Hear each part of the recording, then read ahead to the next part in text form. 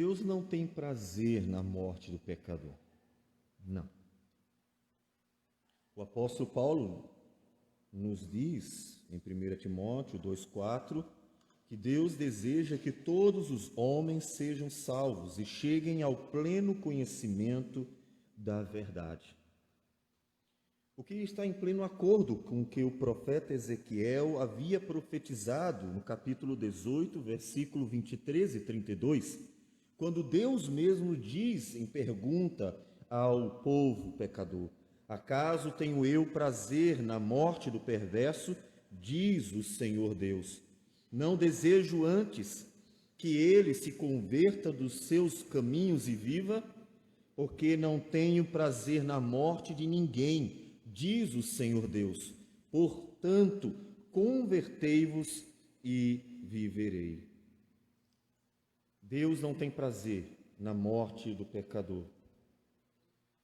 Como entender um Deus que está irado, então, diante de um mundo que vive pecando? Não é difícil nós entendermos quando nos aproximamos da realidade, da relação entre um Deus irado por ser santíssimo, de que encontra diante de si um mundo constantemente pecador, que afronta a sua santidade, quando vamos para uma realidade que Deus mesmo nos deu, que é a família. Os pais que vivenciam uma triste realidade de filhos que vão se rebelando contra eles, por mais profundo amor que tenham, experimentarão a ira, a justa ira naqueles momentos. Você que é pai sabe que nos momentos em que seus filhos afrontam, confrontam e respondem, e desobedecem, e fazem propositadamente, a ira paterna, ela surge para disciplinar o filho, corrigi-lo, porque ele está sendo rebelde contra os seus pais, a autoridade sobre eles. Isso não anula o amor de seus pais, de tal modo que a disciplina, inclusive, é um resultado deste amor. A ira divina sobre o mundo, mesmo com o desejo de Deus e que o homem seja convertido, ou se converta ao Senhor, é porque o homem vive afrontando a Deus.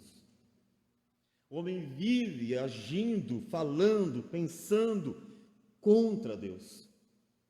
Se nos indignamos com a corrupção de um país em que tudo é mentira, em que a mentira é a cultura de uma nação, e nos indignamos com todas as muitas fraudes que nós vemos, não só na política, mas no dia a dia das relações sociais. Agora pense, um Deus Santíssimo, que tem diante de si toda uma humanidade, que não só por atitudes, mas por pensamentos que nós não conhecemos, por palavras que tantas vezes não ouvimos, e por ações, as mais ocultas que sejam, estão todos diante de Deus, deste santo Deus. Como Deus vai se sentir normal? Como ele não vai estar irado? Como ele vai ignorar, tolerar uma humanidade que vive afrontando a Deus propositadamente? A ira de Deus é justa. E nós vamos para exatamente o capítulo de Romanos, dando sequência à exposição desta carta, que nos fala sobre a ira divina diante dos pecados dos homens. Romanos, capítulo 1, versículo 18 a 32. Romanos, capítulo 1, versículos 18 a 32. Diz assim a palavra do Senhor: a ira de Deus se revela do céu contra toda a impiedade e perversão dos homens, que detêm a verdade pela injustiça. Porquanto o que de Deus se pode conhecer é manifesto entre eles, porque Deus lhes manifestou. Porque os atributos invisíveis de Deus, Assim, o seu eterno poder, como também a sua própria divindade, claramente se reconhecem desde o princípio do mundo, sendo percebidos por meio das coisas que foram criadas. Tais homens são, por isso, indesculpáveis, porquanto, tendo conhecimento de Deus, não o glorificaram como Deus, nem lhes deram graças, antes se tornaram nulos em seus próprios raciocínios, obscurecendo-se-lhes o coração insensato. Inculcando-se por sábios, tornaram-se loucos e mudaram a glória do Deus incorruptível em semelhança de imagem de homem corruptível, bem como de aves, quadrúpedes e répteis. Por isso, Deus entregou tais homens à imundícia, pelas concupiscências de seu próprio coração, para desonrarem seu corpo entre si, pois eles mudaram a verdade de Deus em mentira, adorando e servindo a criatura em lugar do Criador, o qual é bendito eternamente. Amém. Por causa disso, os entregou Deus a paixões infames, porque até suas mulheres mudaram o modo natural de suas relações íntimas por outro, contrário à natureza. Semelhantemente, os homens também, deixando o contato natural da mulher, se inflamaram mutuamente em sua sensualidade, cometendo torpeza, homens com homens, e recebendo em si mesmos a merecida punição do seu erro. E por haverem desprezado o conhecimento de Deus, o próprio Deus os entregou a uma disposição mental reprovável, para praticarem coisas inconvenientes, cheios de toda injustiça, malícia, avareza e maldade, possuídos de inveja, homicídio, contenda, dolo e malignidade, sendo difamadores, caluniadores, aborrecidos de Deus, insolentes, soberbos, presunçosos, inventores de males, desobedientes aos pais, insensatos, pérfidos, sem afeição natural e sem misericórdia. Ora, conhecendo eles a sentença de Deus, de que são passíveis de morte os que tais coisas praticam, não somente as fazem, mas também aprovam os que assim procedem. Senhor Deus amado, Tua palavra é o Teu poder para a salvação. Portanto, pedimos que pelo Teu Santo Espírito nos ajude a compreendê-la, para que possamos nos regozijar no Senhor e que também possamos aplicar à própria vida, para que a nossa vida seja uma bênção em Tuas mãos. Que o Senhor fale ao nosso coração, ó Deus, para que o Senhor mesmo seja engrandecido naqueles que ouvem a Tua palavra. Receba a nossa oração, fala conosco, em nome de Jesus. Amém, Senhor. Amém. Paulo havia falado que não se envergonhava do Evangelho, porque é o poder de Deus para a salvação de todo aquele que crê, primeiro do judeu e também do grego, visto que a justiça de Deus se revela no Evangelho de fé em fé, como está escrito: o justo viverá por fé. E eis aqui o Evangelho. Sim, estamos começando a ouvir o Evangelho, tendo como propósito do apóstolo Paulo, como mencionamos desde o início da exposição desta carta, que ele deseja fazer uma defesa do cristianismo perante todas as injustas acusações dos inimigos do cristianismo. Perante os judeus, porque muitos judeus estavam acusando Paulo e os cristãos de serem um grupo de amotinadores, um grupo de rebeldes, um grupo que estava tentando levantar o povo contra o imperador, contra César. Também diante dos gentios, porque diversos deles estavam sentindo-se ofendidos por causa da pregação da palavra, que anuncia um único Deus diante das muitas divindades e que anuncia Jesus Cristo como Senhor diante de um império em que o imperador ele era visto como uma representação de seus deuses. Paulo está fazendo uma defesa do cristianismo, e então ele começa a nos contar o que é o Evangelho. A pregação da palavra do Senhor naqueles dias, aqui detalhadamente nos concedida em Romanos. Tanto podemos dizer o seu conteúdo teórico como as aplicações, as implicações, como acontece a partir do capítulo 12 de Romanos. O Evangelho. O interessante é que Paulo não começa com a criação, como nós costumamos fazer quando ensinamos às pessoas. Ela é um pressuposto, afinal das contas, tudo está aqui. Paulo não fala do fato de que Deus criou tudo, mas ele começa dizendo que o mundo está debaixo da ira de Deus, para então ele mostrar a razão por que a ira de Deus está sobre o mundo, porque ele é o criador deste mundo. Paulo começa dizendo que a ira de Deus se revela do céu contra toda impiedade e perversão dos homens que detêm a verdade pela injustiça. Paulo nos fala de uma forma muito abrangente. E devemos entender que ele está nos reportando a todas as manifestações de justiça divina que nós encontramos no Antigo Testamento. Sim, porque essa injustiça nós podemos ver lá em Gênesis, capítulo de número 6, quando Deus se dirige para o mundo, dizendo no versículo de número 11, que a terra estava corrompida à vista de Deus e cheia de violência. O termo que na Septuaginta, a versão grega do Antigo Testamento, é exatamente o termo injustiça. Na verdade, o termo injustiça, que aparece duas vezes nesse versículo, aparecerá lá em Gênesis 6, como sendo a razão pela qual Deus trouxe juízo diante dos homens, ou para ou sobre os homens. Sim, a ira de Deus se revelou no dilúvio contra toda a injustiça e perversão dos homens. E Paulo nos lembra isso. E muitas vezes isso aconteceu.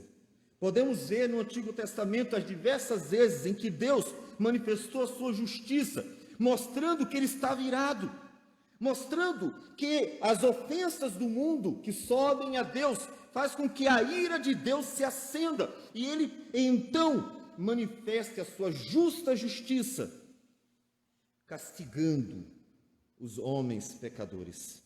Nós temos Babel, capítulo 11 de Gênesis, nós temos Sodoma e Gomorra, capítulo 19, o Egito, capítulo de 1 a 15 de Êxodo, em que Deus manifesta juízo contra a nação e os seus deuses, os cananeus, que são derrotados no livro de Josué, Og, Seom, Números 21, Israel, povo que tinha sido chamado pelo Senhor.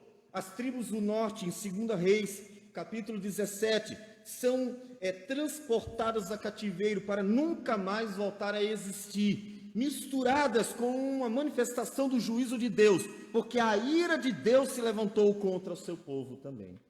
Um povo que o desprezou. Tudo isso porque a ira de Deus se revela do céu contra toda impiedade ou injustiça e perversão dos homens, que detêm a verdade pela injustiça, que trocam a verdade pela injustiça. Deus está irado contra todos. Você quer que as pessoas sejam salvas? Eu também quero. E a palavra do Senhor, como nós falamos, diz que Deus quer que os homens cheguem ao conhecimento da verdade. Mas os homens não querem. Os homens vivem trocando a verdade pela injustiça e afrontam assim a Deus. Portanto, a ira de Deus está continuamente acesa diante do mundo. E somente um, pode apagar a ira de Deus. Somente um pode impedir a manifestação justa da ira de Deus sobre os homens. Jesus Cristo. Esse é o Evangelho que Paulo está nos contando, pouco a pouco. Mas por que tão cedo Deus manifestou a sua justiça, como nós falamos em Gênesis capítulo 6. Tão cedo Deus manifestou sua ira. Não deveria ele esperar? Seriam os homens não pecadores por não terem o pleno conhecimento de Deus? Não. Paulo explica porque a ira de Deus desde o início é justa. No versículo 19 ele nos diz: porquanto o que de Deus se pode conhecer é manifesto entre eles, porque Deus lhes manifestou.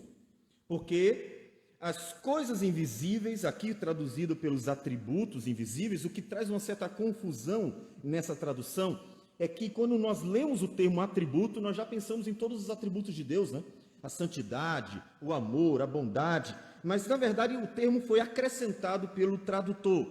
O termo, na verdade, que melhor se encaixa na literalidade do texto em grego é as coisas invisíveis. Ou seja, o que Paulo quer nos dizer é aquilo que nós não vemos, que é o eterno poder de Deus e a sua própria divindade, claramente se reconhecem desde o princípio do mundo. Veja, Paulo nos reporta para Gênesis, sim, ele quer que nós olhemos a história redentora desde o início, porque desde o início o eterno poder de Deus e a sua própria divindade claramente se reconhecem, sendo percebidos por meio das coisas que foram criadas. Tais homens são por isso indesculpáveis. A criação manifesta a existência de Deus, seu poder, sua divindade.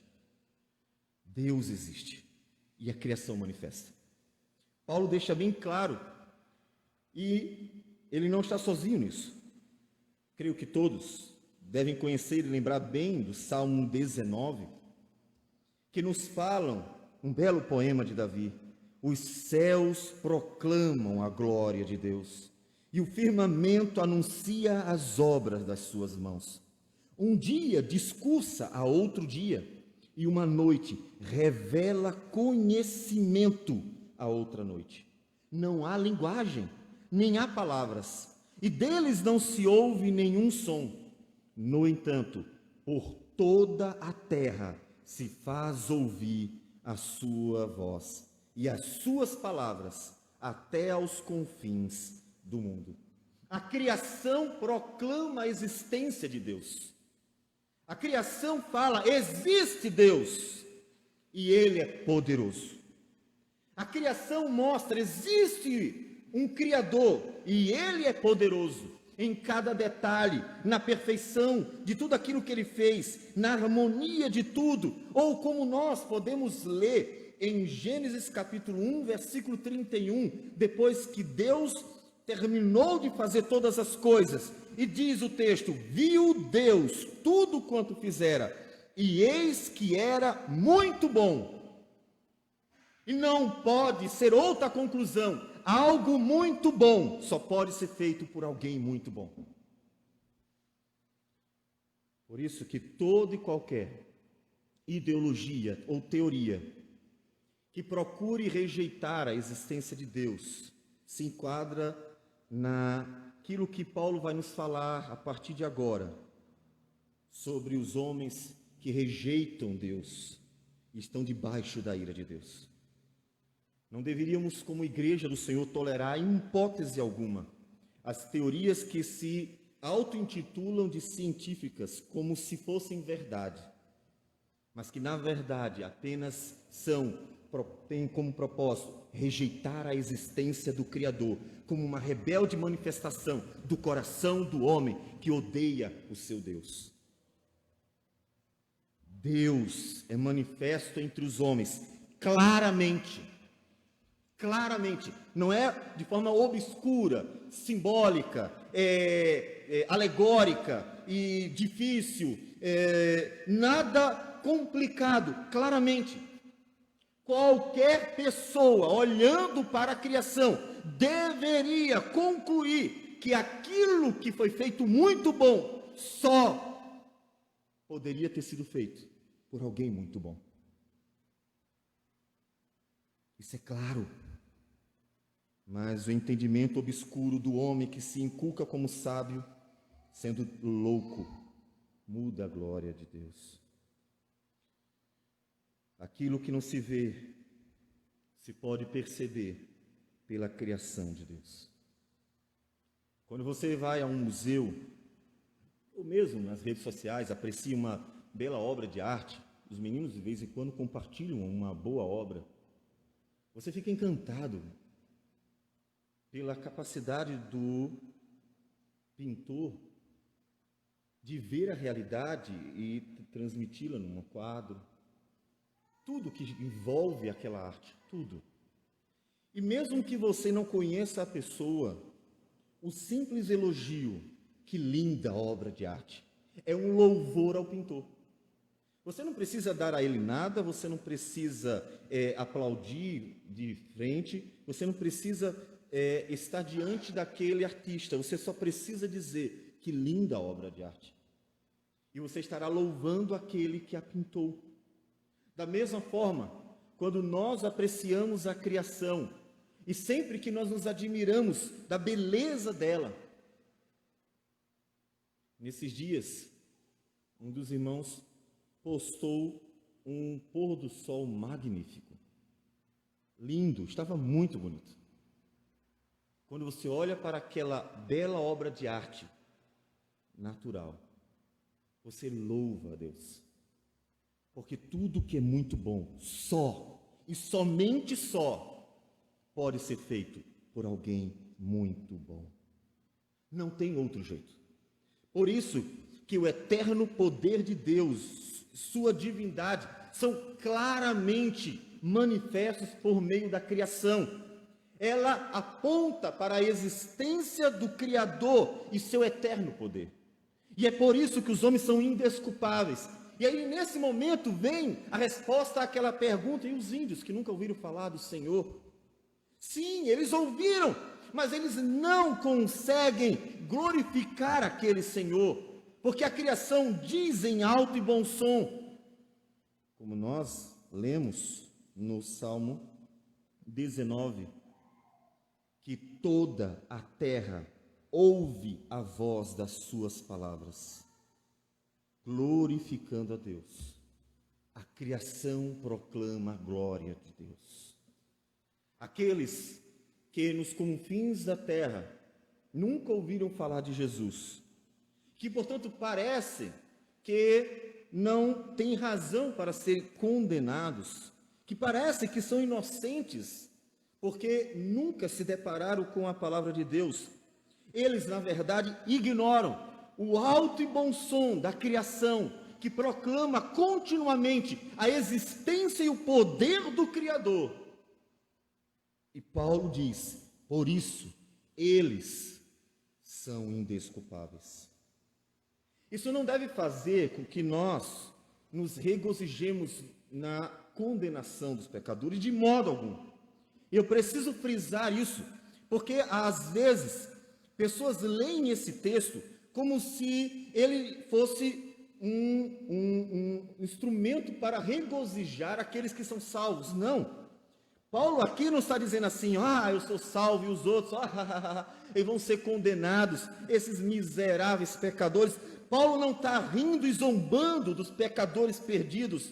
Ele está nos contando a realidade, para que judeus e gentios saibam a realidade, ouçam o Evangelho e corram para o Senhor e Salvador Jesus. Por isso precisamos lembrar continuamente que tanto Paulo diz que Deus quer que os homens sejam salvos, quanto o profeta Ezequiel nos anunciou a palavra de Deus dizendo que ele não tem prazer na morte do pecador. Mas isso não anula a realidade de que todo homem sem Cristo está debaixo da ira do Senhor, porque Ele é santo, Ele é justo, e eles ignoram e desprezam a Deus diariamente, continuamente. Isso já nos leva a uma aplicação importante. Essas pessoas que não conseguem perceber, mas deveriam, a voz da criação ecoando em seus ouvidos, anunciando a existência e o poder do Criador, precisam ouvir o Evangelho do Senhor. Porque ainda que eles, em algum momento, como farão, percebam que Deus existe, não saberão como glorificá-lo, por causa do seu entendimento obscurecido. E Paulo nos fala isso. Diz o versículo 21, porquanto, tendo conhecimento de Deus, veja, tendo conhecimento de Deus, Paulo está dizendo que as pessoas, ele não está se referindo aos judeus, ele está se referindo a todos os homens, ele de fato está tratando de forma muito abrangente o que nós podemos ver com clareza na lista de pecados que estavam presentes naqueles dias no mundo greco-romano. Paulo está falando de todos os homens que tendo conhecimento de Deus, mas como eles têm conhecimento de Deus? Eles têm porque a criação está dando a eles. A criação revela o conhecimento de Deus diariamente, do acordar ao adormecer. Então eles têm o conhecimento de Deus, mas não o glorificaram como Deus, nem lhe deram graças. Antes se tornaram nulos em seus próprios raciocínios, obscurecendo-lhes o coração insensato. Calvino chama de sensus divinitatis. Todos os homens têm um senso do divino. Todos os homens sabem que Deus existe. O ateu, ele nada mais é do que alguém que, tendo o senso de Deus, quer rejeitar isto. Ele luta contra a verdade. Ninguém nasce ateu. A tentativa do ateísmo é uma luta contra a própria natureza. Todos os homens. Mas como? Basta analisar em toda a história humana, até os nossos dias, no ápice do racionalismo, ou mesmo no pós-modernismo, se não encontraremos em todas as civilizações o senso de que existe Deus. Existe Deus, eles sabem, tem que existir. Nós não estamos aqui por acaso, tem que ter uma explicação. Eu existo, por que eu existo? Para que eu existo? As perguntas mais básicas do ser humano, que terminaram sendo o agente motivador de muitas filosofias, nos levam a uma resposta inevitável. Tem que existir um Deus, e esse Deus é poderoso. Eles sabem que Deus existe, mas mesmo sabendo que Deus existe, eles não glorificaram a Deus. Eles não glorificaram. Eles não viveram para a glória de Deus. Sabendo que Deus existe, eles não fizeram a vontade do Senhor. Observe que no Antigo Testamento nós temos alguns povos se relacionando com os patriarcas, se relacionando com Israel. E mesmo nesses povos pagãos que estão bastante aquém da lei divina, nós conseguimos ver a lei do Senhor impressa no coração. É interessante que nesses povos há uma noção de certo e errado, há uma noção de justo e injusto, tanto que várias vezes, quando acontecem coisas ruins, esses povos pensam, fizemos alguma besteira.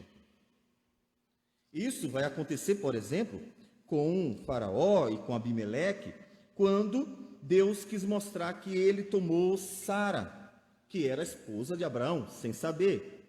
Mas ele teve uma noção, portanto, do que era certo e errado. O mesmo nós podemos dizer em relação a qualquer povo, que, vendo males sobrevindo, pensam logo, fiz alguma coisa errada. Observe a noção que o homem tem de certo e errado, quando ele associa desgraças que acontecem, calamidades que acontecem, desventuras que acontecem, problemas que aparecem com castigo divino. E isso porque alguma coisa errada foi feita. O homem sabe que Deus existe, tem conhecimento de Deus, e mesmo assim não glorificou a Deus. Sabendo o que é certo e errado, não glorificou a Deus com aquilo que é bom e agradável. E nós podemos ver isso outra vez em Gênesis capítulo 6, em que Deus olha para a criação, que tem conhecimento de Deus, falando de que dos homens, tem conhecimento de Deus, e então diz sobre esta criação: a terra estava corrompida à vista de Deus. Por quê? porque a maldade do homem se havia multiplicado na terra. Deus sendo desonrado pelos homens que ele criara para a sua glória. Se tornaram nulos em seus próprios raciocínios, obscurecendo-lhes o coração insensato. Não percebiam quão errados estavam, afrontando a Deus com a própria vida. Eles merecem a ira do Senhor, porque não honram a Deus com a sua vida. Todas as nações estão debaixo da mesma realidade, porque tendo o conhecimento de Deus, não o glorificam como Deus. Por isso a justiça de Deus é justa. A justiça de Deus é justa. Só que nesse primeiro momento, Paulo está sendo bastante abrangente. Tanto que ele fala de injustiça e perversão, ele fala de maldade de uma forma bastante abrangente. Todo pecado, toda maldade, todo pecado do homem contra Deus. Só que agora ele vai tocar num pecado específico, que de fato é o principal pecado. O principal pecado, aquele que pode-se dizer que mais afronta a Deus, porque é uma substituição do próprio Deus, que vai contra quem ele é o que ele vai nos dizer a partir do versículo 22. Inculcando-se por sábios, tornaram-se loucos e mudaram a glória de Deus, do Deus incorruptível, em semelhança da imagem de homem corruptível, bem como de aves, quadrúpedes e répteis. A idolatria. A idolatria presente em boa parte das nações, dos homens, dos povos. A idolatria que está presente desde Gênesis, em que o homem muito cedo começou a fazer imagens de Deus e humilhar Deus. Você pensa em uma caricatura humilhante. Não sei se alguém aqui já passou por isso, mas coleguinhas de sala, jovens, gostam de aprontar uns com os outros. E não é difícil aparecer uma caricatura que, de fato, ela tem como propósito denegrir a imagem do colega. Ou seja, ela é uma caricatura humilhante. Ela procura realçar o que tem de pior naquela pessoa, quer na aparência, quer no seu modo de ser, no seu modo de viver. E você que já foi alvo daquela caricatura humilhante, que visa envergonhar, para que você seja motivo de risada diante de todos, não traz nenhum tipo de alegria para você. Você não se sente elogiado, lisonjeado, você se sente ofendido. E eu não estou aqui falando de apenas simples brincadeiras, vamos pensar em algo mais profundo, maldoso, para que de fato você entenda a dimensão do que é a idolatria. Se você que é um pecador e que de fato tem uma série de defeitos, se sente humilhado, envergonhado, você se sente ofendido quando alguém lhe dá uma caricatura que pode ser até uma realidade, que apenas está divulgando para todo mundo a realidade de sua natureza pecadora, e isso faz você se sentir revoltado, porque ninguém tinha direito de fazer isso com você. Agora pense o que é a idolatria. A idolatria é o homem fazendo uma caricatura do santo, justo, perfeito, o Deus invisível. E essa caricatura é humilhante. É uma caricatura muito humilhante. É uma caricatura que diz o apóstolo Paulo que é de semelhança de homens corruptíveis. Os deuses gregos e romanos são a imagem de homens pecadores. Suas atitudes são deploráveis. Eles são prostitutos, eles são injustos, desonestos, mentirosos, enganadores. Eles são a imagem de homens corruptíveis.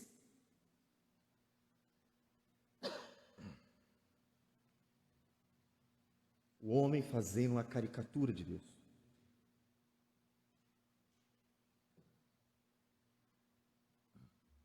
Mas vai além.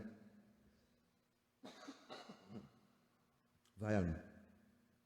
Ele diz ainda bem como de aves, quadrúpedes e répteis.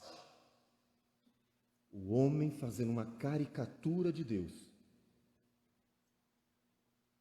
uma caricatura humilhante. A idolatria é uma profunda ofensa a Deus. É uma profunda ofensa a Deus. E o homem mudou a glória de Deus. Vendo na criação muito boa, que um Deus muito bom, poderoso, a criou, em vez de dar honras e glória àquele que não vê, vivendo uma vida santa e agradável àquele que ele não vê, mas honrando-o com a sua vida, ele não só o despreza, mas ainda dá caricaturas humilhantes. Despreza seu caráter, sua santidade, sua bondade, sua justiça, sua pureza. E ainda lhe dá uma caricatura humilhante. A idolatria não é bonita. Lembro-me que me chamou a atenção, certa vez, alguns anos atrás, quando um amigo fez uma visita a um templo, acho que é budista, não tenho uma lembrança muito precisa não. E o que me chamou a atenção é porque eu não fui, mas quem foi disse que é muito bonito, é muito interessante e tece elogios ao local. E o que realmente me chamou muita atenção, me deixou ruminando, é que aquilo que parece tão inocente é, na verdade, uma caricatura ofensiva a Deus, às religiões e toda a sua idolatria. No Antigo Testamento, você vai ver que Deus ordena a Israel que quando entrasse na terra prometida, e sempre que dominasse um povo, uma das coisas que deveria fazer, e a primeira delas era destruir os altares. Israel não ficaria apreciando, mas olha que obra de arte linda. Vamos pensar aqui em algo que é mais comum para nós, na nossa realidade ocidental, como se visse uma obra de Zeus e dissesse assim: olha, que obra linda, que escultura magnífica deste Deus chamado de Zeus, e ficasse apreciando. Não, vamos conservar, isso é um patrimônio da humanidade, nós temos que fazer isso. Não. Deus dizia: destrua tudo que for altar idólatra. Mas para quê? Para que perder esse patrimônio da humanidade? É que você não entende, porque não é uma caricatura sua, é uma caricatura ofensiva de Deus. Quando o homem faz uma obra de Zeus, ele na verdade está dizendo: Deus, o Criador, é assim. É uma tentativa do homem de dizer quem é Deus, aquele que ele não consegue encontrar. Não é uma arte, é uma ofensa, não é uma obra-prima, é uma humilhação, é o homem fazendo uma caricatura vergonhosa do Criador. Por isso Israel deveria destruir todas as obras religiosas dos povos pagãos. É difícil o homem moderno e pós-moderno entender isso, mesmo o cristão, porque ele não consegue perceber a profundidade do que é a ofensa a Deus neste ramo. A idolatria ofende profundamente a Deus. Ela é uma expressão da tentativa de mudar a glória de Deus. Ela ofende a Deus. E veja que há implicações. Por isso, Deus entregou tais homens à imundícia. Se você quer ter uma noção de quão profundamente ofendido Deus fica com toda a expressão de idolatria, e nesse caso você vai ver agora um quadro muito próprio do mundo greco-romano, onde esta realidade estava bem presente, e é exatamente o contexto histórico de Paulo. Veja o que Deus faz com aqueles idólatras que mudam a glória de Deus.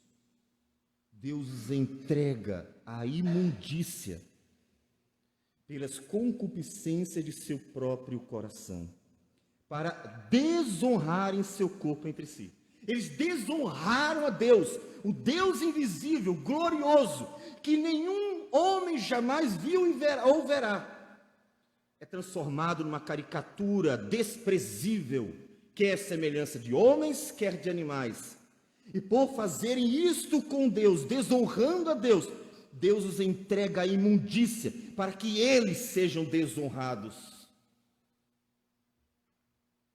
Pois mudaram a verdade de Deus em mentira. A idolatria é uma mentira, porque a verdade é que existe um Deus, e Ele é quem Ele é. Como Ele disse a Moisés: eu sou o que sou. Qualquer deformação do ser de Deus, de acordo com o que Ele disse, eu sou o que sou, o que Ele é, Ele é. Qualquer deformação, variação, mudança disso, é uma idolatria, é uma mentira. E eles mudaram a verdade de Deus em mentira, adorando e servindo a criatura em lugar do Criador. Observe que quando ele diz adorando e servindo a criatura em lugar do Criador, ele não está dizendo que, tem Deus ali, mas não quero saber de Deus não. Eu vou adorar esse animal aqui, mesmo sabendo que tem um Deus. Na verdade, o que o homem faz é dizendo, esse Deus é esse animal aqui. Esse Deus é assim. Mas quando o homem diz que Deus é daquele jeito, ele está trocando. Ele está adorando a criatura no lugar do Criador. Ele está sendo um idólatra.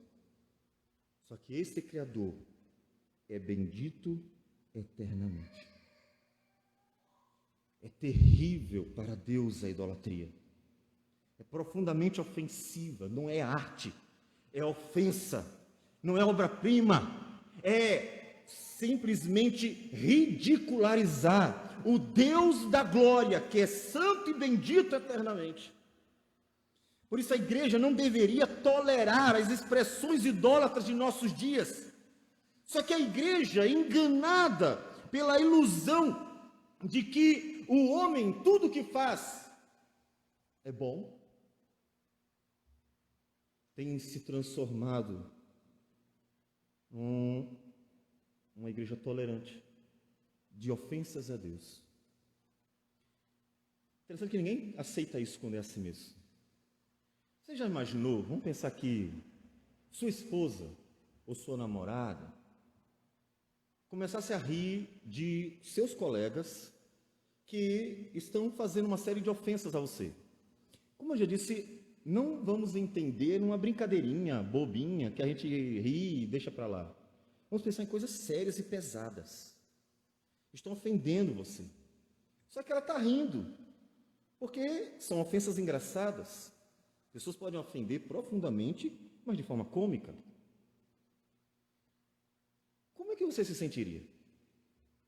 Será que a desculpa dela, mas era engraçado, amor. Eu estava rindo só porque era engraçado. Então, me desculpa. Eu tenho certeza absoluta que nenhuma justificativa dela, que está rindo da sua desgraça, rindo de todas as ofensas dirigidas a ti, nenhuma justificativa satisfará o seu coração. Você se sentirá humilhado por ela também. Você se sentirá traído por ela, ofendido por ela. Você se sentirá assim. Como Deus deve se sentir quando a igreja transformou ou aceitou toda a expressão de idolatria como uma expressão artística, como uma expressão de beleza, quando na verdade é a mais terrível obra que o homem pode produzir. Toda expressão idólatra é uma terrível, nojenta, suja e horrorosa obra do homem contra o seu Criador. É assim que Deus vê. É assim. Deus se sente desonrado por toda e qualquer expressão idólatra. não importa como você acha bonita, ela é uma desonra para Deus. Eles mudam a glória de Deus e adoram e servem a criatura em lugar do Criador.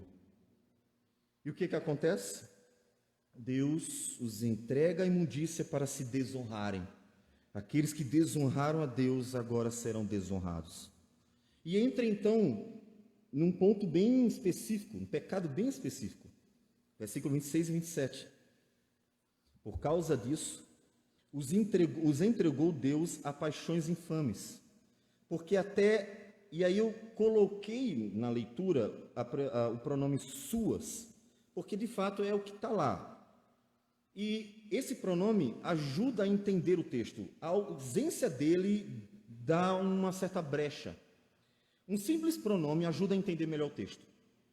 Quando nós lemos, porque até as mulheres mudaram o modo natural de suas relações íntimas por outro contrário à natureza, você já pensa naturalmente no homossexualismo. Mas nesse versículo, especificamente, e o outro versículo seguinte nós vamos ver, não é. Quando ele diz, porque até suas mulheres, elas têm homens. Essas mulheres têm homens. São suas mulheres, está falando de mulheres dos homens. Mudaram o modo natural de suas relações íntimas por outro contrário à natureza. Aqui, nesse versículo, não é homossexualismo. São as relações que vão fora da natureza, mais conhecida como a relação anal. Uma relação que, pela medicina, ela é um instrumento para causar diversos danos à saúde. Ele traz infecções, traz danos físicos, além disso, psicológicos. Porque a mulher não recebeu aquela parte do seu corpo para ter prazer. Aquilo que é usado para o prazer do homem não é um lugar de prazer. Não há uma troca de prazer. Não é o homem dando prazer à mulher e a mulher dando prazer ao homem. Não é. A mulher ela é estuprada. É uma relação ofensiva que não só vai trazer danos à saúde da mulher, como ela também traz problemas psicológicos, porque ela não é amada. Ela é estuprada. Aquele meio é apenas um instrumento para a satisfação do homem e não da mulher. Porque o lugar de satisfazer a esposa, todo mundo sabe qual é. É sobre isso que ele está dizendo. Por terem desonrado a Deus, Deus os entregou a esta vergonha, deploração. E as mulheres desses homens se tornaram meras prostitutas, instrumento para a satisfação deles, mas sem poder desfrutar da satisfação própria.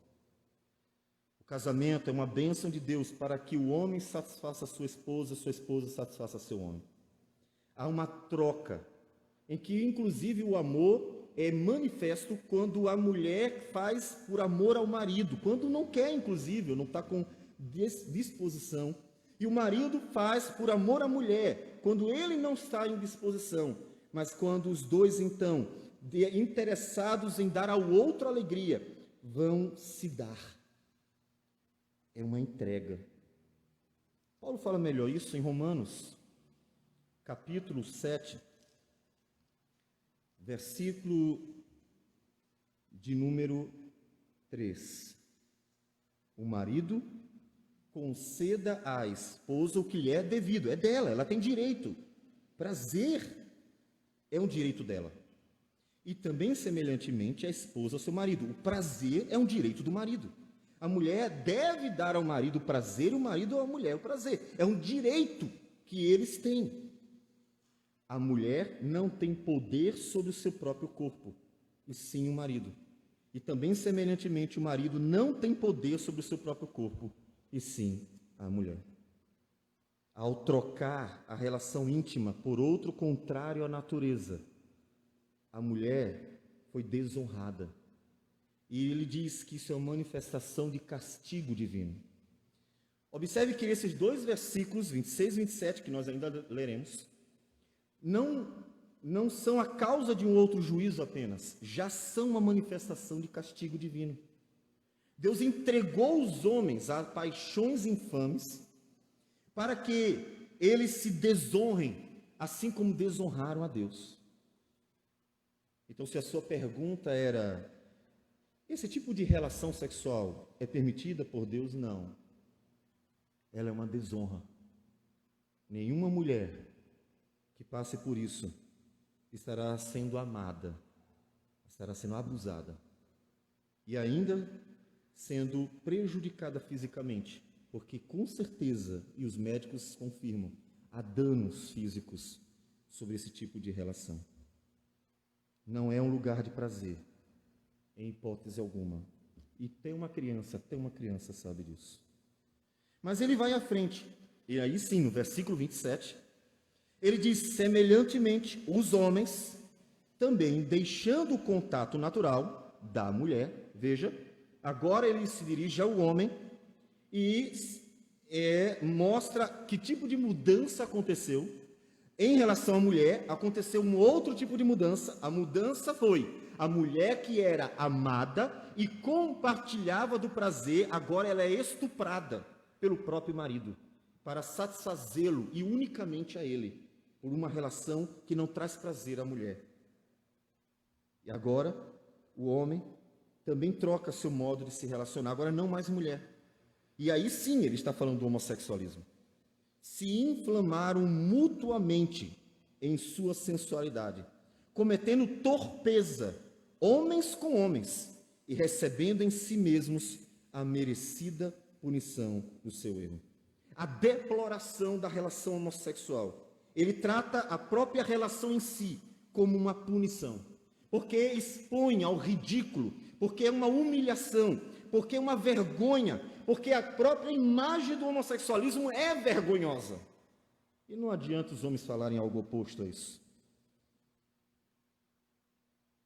De forma que não apenas serão condenados no juízo vindouro, mas a própria prática já é uma expressão de juízo divino sobre a humanidade, sobre a sociedade. Uma sociedade em que o homossexualismo cresce é claramente uma sociedade que está debaixo do juízo divino. Daí você já sabe como Deus está vendo a nossa sociedade. Porque isso tem aumentado, tem crescido, tem se multiplicado. E isso é uma expressão do juízo divino está presente. Deus está irado com essa geração, que vem afrontando a Deus há muito tempo.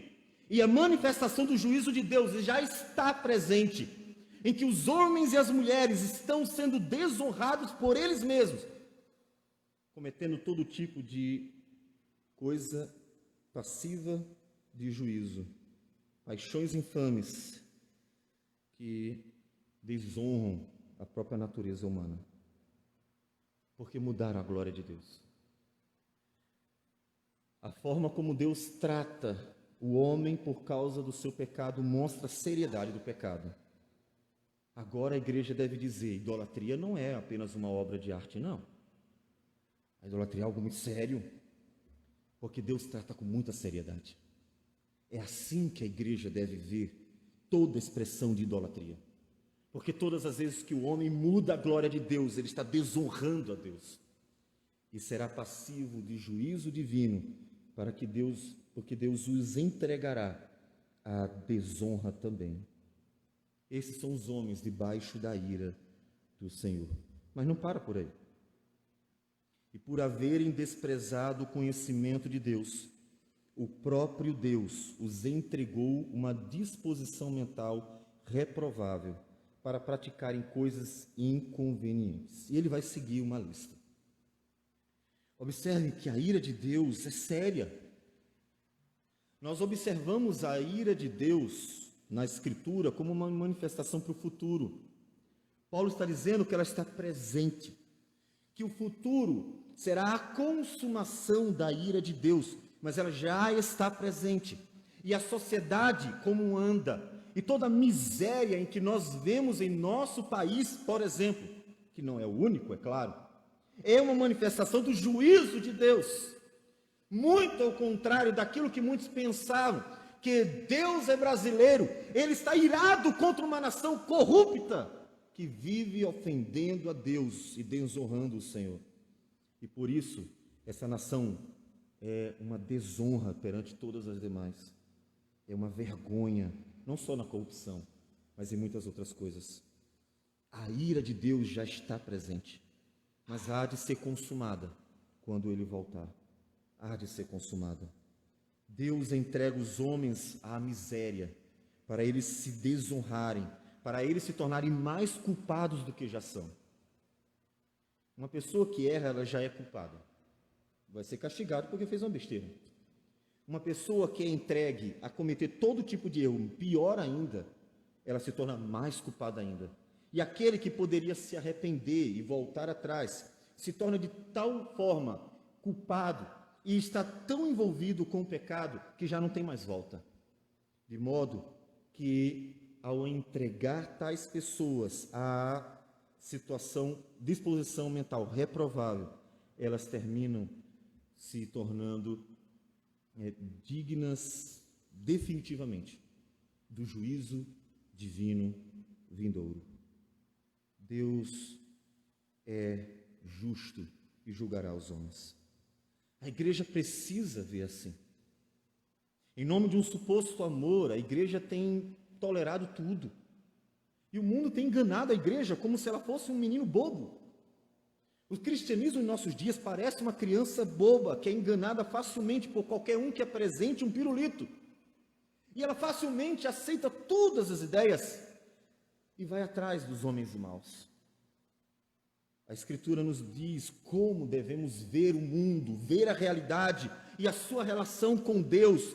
E a verdade é que Deus está irado com o mundo por ter desprezado, desonrado e mudado a glória de Deus. E o aumento da miséria social já é uma demonstração disso. Em outras palavras, se Deus tivesse agradado de uma geração, ela viveria bem. Mas um Deus que está irado com ela, a abandonará para que ela viva mais profundas misérias, os mais profundos pecados, para a sua própria ruína. Para a sua própria ruína. E ele cita aqui uma série deles. Nós já lemos. Não vamos detalhar um por um, vocês conhecem.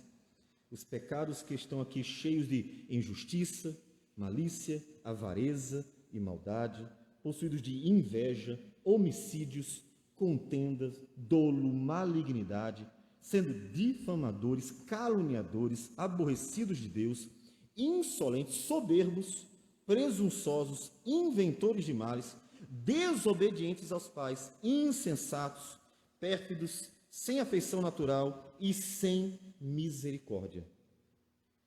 Sem misericórdia é um pecado que se torna ridículo. Um povo tão mau deveria, no mínimo, olhar para si mesmo e dizer assim: eu sou tão pecador quanto qualquer outro. O mínimo que eu deveria ter é misericórdia do outro. Porque, tendo em vista que são todos passivos de condenação, se torna um absurdo extremo que esse pecador não consiga perceber que está tão passivo do juízo divino quanto o outro, que ele está condenando. Mesmo com todos os seus pecados, eles não têm misericórdia, o que mostra a completa cegueira do homem que foi abandonado para praticar todo tipo de coisa inconveniente. E então, Paulo diz: ora, conhecendo eles a sentença de Deus, de que são passíveis de morte os que tais coisas praticam, eles sabem, todo ser humano sabe o que é certo e errado. Há uma consciência, lá na frente Paulo vai nos falar, que a lei de Deus está impressa no coração do homem. Todo ser humano sabe que há coisas certas e erradas. Todas as sociedades têm leis, a mais primitiva delas tem leis. Significa que existe o certo e errado. O homem sabe, e mesmo sabendo, praticam, e não somente praticam, e ainda concordam ou aprovam aqueles que praticam, tornando-se, portanto, passivos de condenação divina. O que fazer diante disso? O que fazer diante desta miséria que é a realidade? Veja que nós vamos passo a passo até chegar a Cristo, o Redentor, que Paulo apresentará para nós. Mas precisamos dizer, a sociedade nesta miséria só tem uma solução. A solução para a sociedade não é uma sociedade mais organizada. Não é uma sociedade próspera. Muito pelo contrário, quanto mais organizada for a sociedade ou próspera, mais iludida ela será de que a sua vida está bem. Porque um homem que vive em pecado e prospera na sua vida, ele considera consigo mesmo que a sua vida está bem. E por isso não é conduzido à mudança. O que o Deus faz conosco, quando nós pecamos, nos diz Hebreus capítulo 12, ele nos castiga, ele nos corrige. Por que ele faz isso? Para que nós mudemos. Capítulo 12 de Hebreus, ele nos diz: filho meu, não menosprezes a correção que vem do Senhor. Versículo 5, nem desmaies quando por ele és reprovado, porque o Senhor corrige a quem ama e açoita todo filho a quem recebe. É para a disciplina que perseverais. Deus os trata como filhos. Pois que filho há que o seu pai não corrige? Mas se estais sem correção, se o corrupto ladrão, mentiroso, enganador e todos os pecadores de nossa sociedade estão prosperando, progredindo, então não há correção. E aí Hebreus diz: pois se estáis sem correção, de que todos se têm tornado participantes, logo sois bastardos e não filhos. Primeiro, se alegre com a correção do Senhor. Quando Deus corrige os seus filhos, é para que eles andem no caminho do Senhor. Isso é bênção. Nunca trate a correção divina como uma expressão de falta de amor de Deus. Porque ao contrário disso, todo pai que ama seu filho o corrige para o seu bem. A igreja corrigida pelo Senhor, inclusive que nesses dias vive uma confusão absurda de uma igreja que se perdeu em si mesma por causa desse crescimento institucional da religião. Está tão distante da limpeza, da pureza, da beleza do que a igreja é na Escritura Sagrada. A correção divina é bênção. É Deus dizendo: volte. Quando na história da igreja homens se levantaram para protestar, como Lutero, que ficou, digamos, como o mais conhecido protestador dos pecados da igreja cristã, é bênção. Se aqueles líderes, a cúpula da igreja daqueles dias, ouvissem com o coração em Deus, teriam refletido: Deus está nos chamando a atenção. Ele está dizendo: volte. Se a igreja de nossos dias ouvisse os protestos contra a corrupção política dela, contra as mentiras e enganos e tantas coisas que têm acontecido em seu meio, a bancada evangélica é nojenta. E eu falo sem medo de errar. Quantos pecados são cometidos do mesmo jeito que os de lá de fora? Mas se a igreja ouvisse Deus chamando para voltar à verdade, a igreja se alegraria com a correção do Senhor e então andaria com seu Deus. Não despreze a correção que vem de Deus. Não despreze. Porque isso mostra a bondade de Deus. Mas aqueles que estão sem correção não são filhos. Eles caminham como se nada de errado tivesse acontecendo. É porque eles não são filhos. São bastardos. Serão condenados no devido tempo. E sim, eles estão perdidos. Mas nós, como igreja do Senhor, que não conhecemos o coração dos homens e não sabemos quem de fato está definitivamente perdido, o que devemos fazer? Paulo e a Escritura toda nos chama a pregar o Evangelho. Porque apenas uma pessoa pode salvar essas mulheres que mudaram a forma natural por outra desonrosa. Só Deus pode salvar estes homens que trocaram a forma natural por outra vergonhosa. Somente Deus pode salvar essas pessoas que, vivendo todo tipo de injustiça, vivem como se Deus não existisse. Só Cristo pode salvar essas pessoas, só Ele pode libertá-las. Há salvação, sim. Enquanto houver vida, nós devemos considerar a salvação, porque Cristo Jesus é o perfeito, justo e justificador de todo aquele que crê. Há salvação nele e somente nele. Não adianta entrar numa igreja física. Quantas igrejas físicas já se perderam e adotaram essas mesmas práticas vergonhosas em seu meio? Não é uma questão de fazer membros de uma instituição político-religiosa. A questão é levar essas pessoas para Cristo, porque somente Ele pode livrá-las da ira vindoura. Somente Ele pode transformar o coração delas, para que essas pessoas possam dizer o que Paulo, um ex-perseguidor da igreja, um homem que concordou com a morte de Estevão, que tinha ódio em seu coração contra os cristãos, mas que foi alcançado pela graça de Jesus, e disse: logo, já não sou eu quem vive, mas Cristo vive em mim. E esse viver que agora tenho na carne, vivo pela fé no Filho de Deus, que me amou e a si mesmo se entregou por mim. Sim, há esperança para esses pecadores, mas essa esperança tem nome e se chama Jesus.